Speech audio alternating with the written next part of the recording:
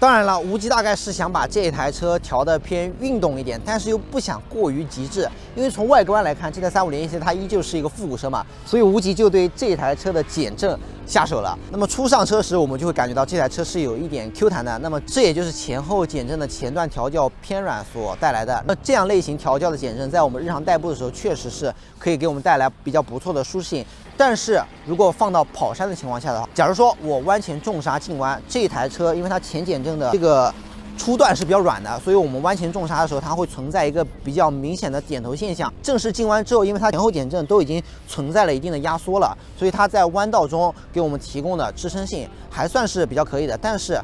这只是弯道中道路是比较平的情况下，假如我们弯道中有个坑有个洼，或者说我们在弯道中去收油再开油的话，那么这个前减震它会出现一定明显的这种起伏的现象。那么在弯道中，这套轮胎我们就不必多说了，这个轮胎的干地抓地力是非常优秀的，再加上这台车的车架，它的车架调教是比较好的，那么在弯道中它的整体性是比较强的。也就是说，在弯道中除了这套减震效果不太理想以外，它的轮胎啊，还有它的车架都是没有问题的。再加上它这个脚踏是比较高的，所以它原厂的极限倾角也是比较大的。